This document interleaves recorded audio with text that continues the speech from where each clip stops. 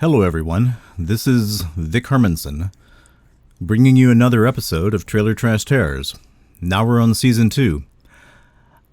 I realized when I was thinking about this today that I don't think any two episodes have had exactly the same beginning. They've all had the Louisiana guitar music, they've all had the swamp sounds, they've all had the wolf, but they've mixed themselves around.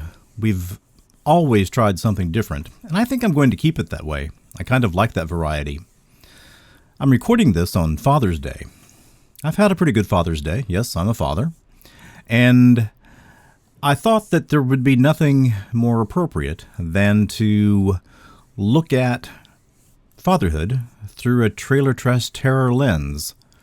There's some good, there's some bad, there's some tragic, and there's some extremely poignant. I'm going to reveal some things about myself that I rarely reveal to anyone. I think you'll enjoy the show.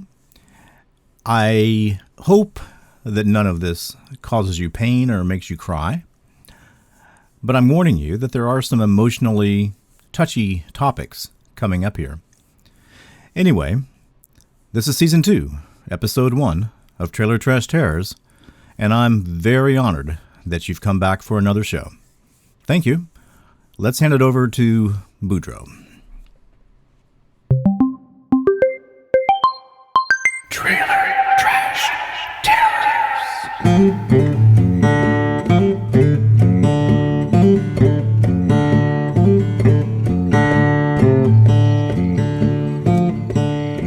Greetings, temporal humans.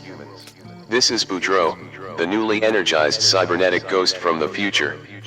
Welcome to Season 2, Episode 1, of the Trailer Trash Terrors podcast. We have so many exciting new things planned for Season 2, that I find myself all a Twitter, as the old movies would say.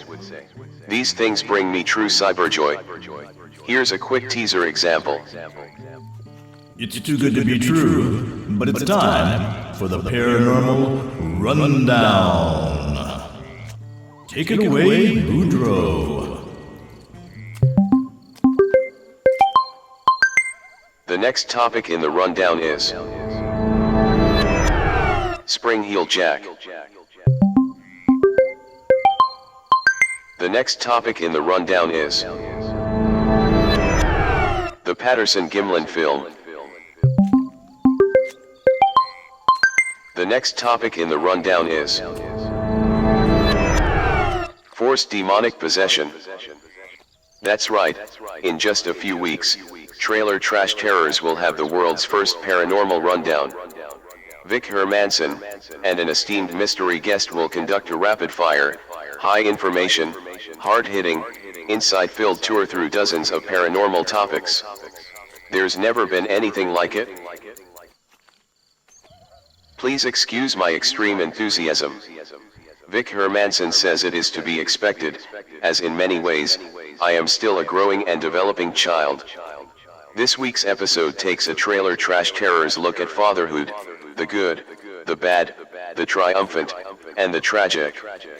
This show is titled, The Father of Terrors Rests Forever in the Sand. Man, this show has some weird titles. The Father of Terrors Rests Forever in the Sand. What the heck do you suppose that means? Well, stick around and we'll find out.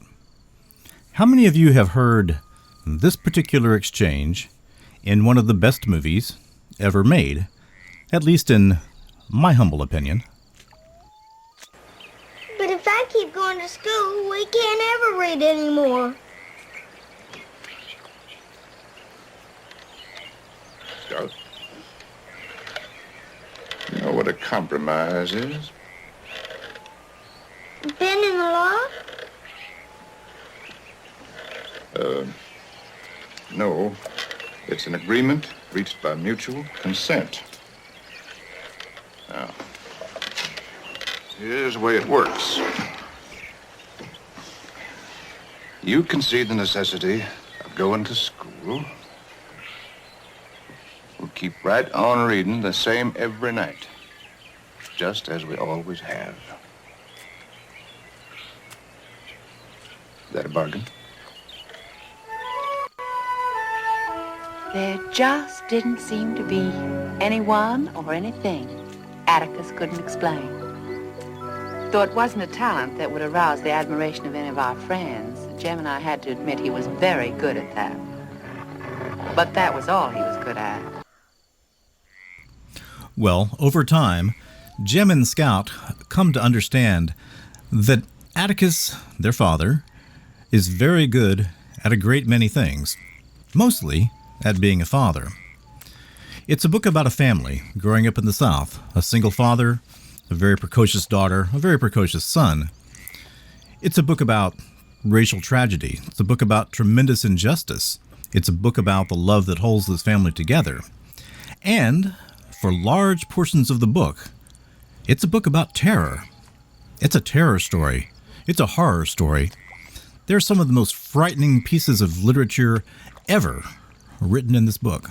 At first, it seems that the book is talking about a gentle, simple time, a small town with a country lawyer. Beautiful, hot. And then the monsters start to appear. There's the rabid dog. There's the little demented Confederate grandmother who they think has a gun under her shawl as she sits on her porch. The biggest monster, of course, is Bob Ewell. That's the biggest human monster. The biggest conceptual monster is mindless racism, which runs throughout the entire book.